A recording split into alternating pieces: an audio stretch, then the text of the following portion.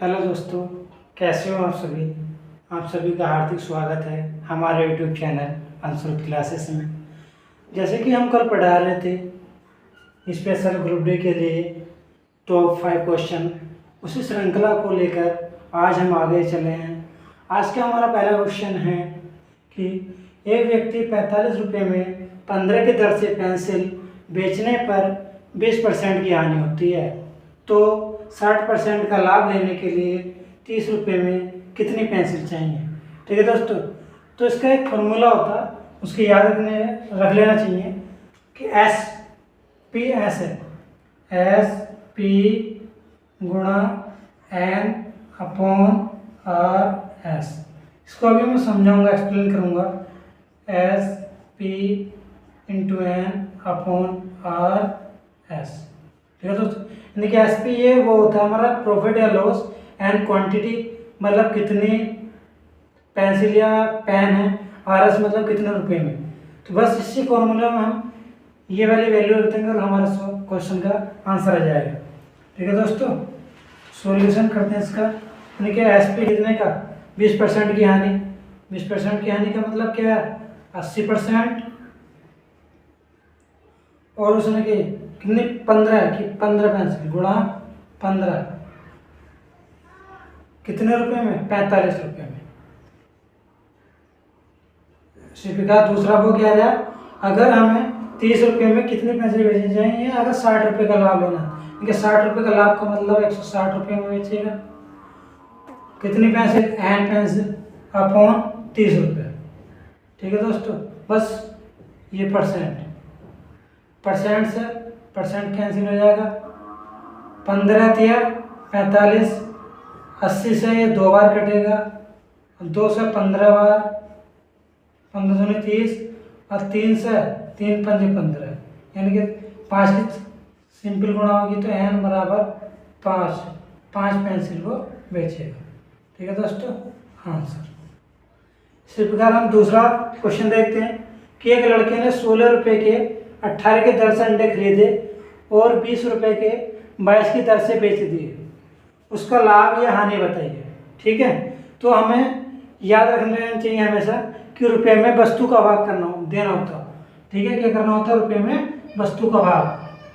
जैसे वस्तु है ये वस्तु है, ये रुपये, तो रुपये में वस्तु का भाग, यानी कि 18 ये 16 रुपये में 16 रुपये में 18 का भाग, ये हमारा CP। खरीदता SP, उसने कहा कि 20 रुपये में 22, यानी कि 20 रुपये में 22 की दर से। बस कुछ नहीं होता, इनका क्रॉस मल्टीप्लिकेशन कर लीजिए, तिरछी गुणा 22 के 16 से गुणा करेंगे तो 16 दूनी 32 का 2 हासिल लगे 3, 16 दूनी 32 और 3 35, ये हमारा CP हो गया। और SP कितना होगा 18 दूनी 36, 360। कितने का प्रॉफिट हुआ 352 से 360, यानी कि 8 रुपये का प्रॉफिट। 8 रुपये का प्रॉफिट कितने पे 352 पे गुणा 100, 8 से काट लीजिए दोस्तों, 8 चौक 32, कितना बचा 3, 8 चौक 32, 4 से काट लीजिए, ये 25 बार कटेगा, 25 चौका 100, 4 से ये 11 बार, देखिए 25 बटे 11, 11 दूनी 22, कितना बचा 3, 2 से 3 बटे 11% का प्रॉफिट, ये आंसर होगा। ठीक है दोस्तों, यानी कि 2 से 3 बटे 11% का प्रॉफिट। इससे अगला हम क्वेश्चन देखते हैं अपना कि 9 घंटे प्रतिदिन कार्य करके सुनील एक पुस्तक को 16 दिन में पढ़ सकता है। यदि वही कार्य 24 दिन में पूरा करना हो तो उसे प्रतिदिन कितने घंटे कार्य करना चाहिए। तो एक फॉर्मूला हम आपको बताते हैं जो बहुत ही बेस्ट है इस प्रकार के सभी सवालों के लिए, MDH, यानी कि MDH मसाले नहीं होते, वही वाला फॉर्मूला में याद करना होता है। क्या MDH, ठीक है, बराबर डी एच, ये M1 D1 H1, M1 D1 H1, यानी कि M फॉर आदमी, D फॉर दिन, H फॉर आवर यानी कि घंटे। ठीक है, अब इसमें हमें आदमी तो दे नहीं रखे, तो आदमी ये DH, ये वाला फॉर्मूला हमारा काम करेगा। ठीक है दोस्तों, बस इस वाले फॉर्मूले मान रखने हैं, यानी कि डी की वैल्यू 9 घंटे 16 दिन, D1 यानी कि 16 दिन कितने 9 घंटे कार्य करके।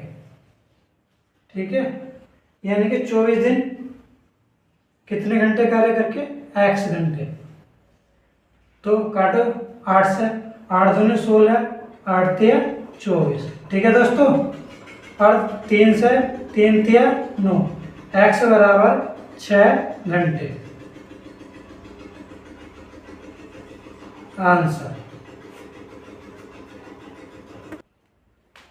इसी प्रकार हम अगला क्वेश्चन देखते हैं अपना।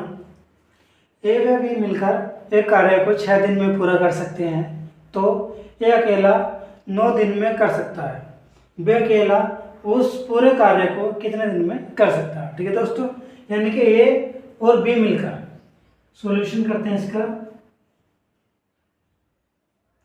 ए प्लस बी बराबर 6 दिन। ठीक है दोस्तों, और ए कितने के दिन में कर रहा है 9 दिन में, तो इनका हम एलसीएम लेते हैं। जो एलसीएम होगा वही हमारा टोटल वर्क होता है। 6 9 का एलसीएम 18, 6 तिया 3 बार जाएगा और 9 दूनी 18, यानी कि ए प्लस बी की एफिशिएंसी 3, यानी कि ए और बी दोनों मिलकर 3 काम करते हैं, ए अकेला 2 काम करता है। तो पूछा उसने बी अकेला उस पूरे कार्य को कितने दिन में कर सकता है, यानी कि बी की एफिशिएंसी निकाल ली हमें, यानी कि ए प्लस बी बराबर 3 दिन।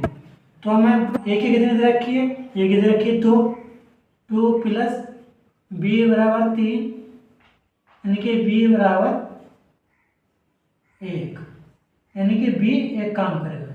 तो पूछा उसने कि वह पूरे कार्य को, यानी कि पूरे कार्य ये टोटल वर्क ये होता है, इस पूरे कार्य को बी कितने दिन में करेगा, यानी कि 18/1,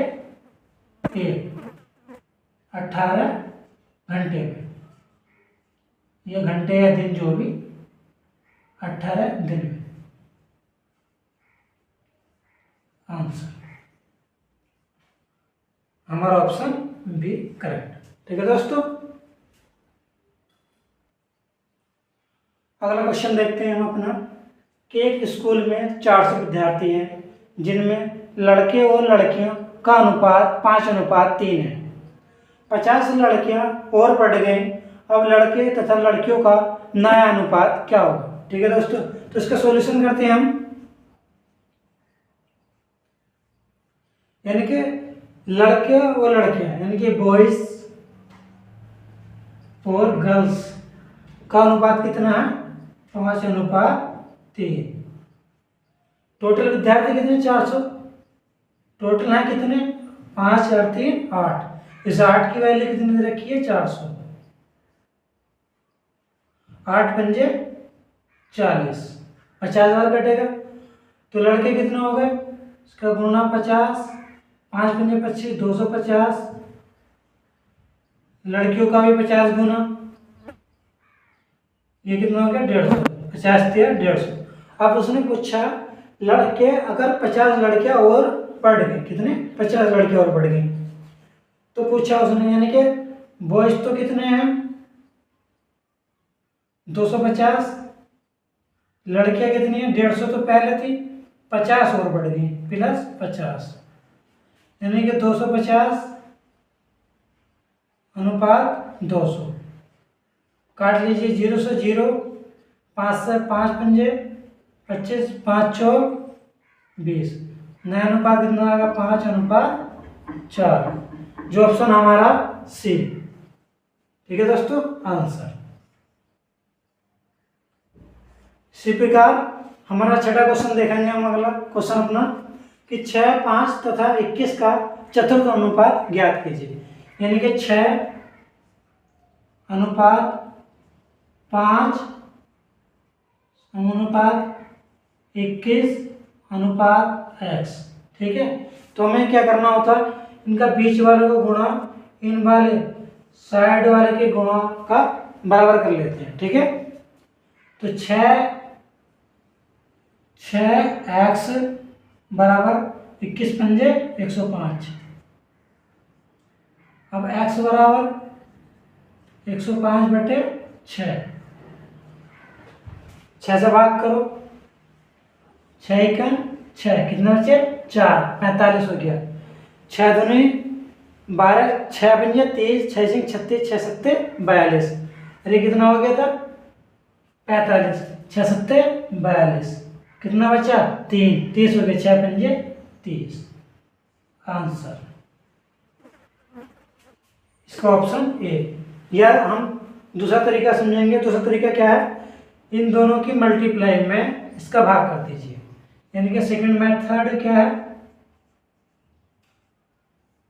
सेकंड मेथड है इसका कि 5 और 21 इनका मल्टीप्लाई करेंगे, चतुर्थानुपात अगर पूछे तो 5 21 बटे 6, 6 से काटेंगे 2 से काटेंगे 3 से, 3 दूनी 6, 3 सत्ते 21, 7 पंजे 35 बटे 2, यानी कि 70.5 आंसर। जो सा बेस्ट लगे वो तरीका अपना लीजिए।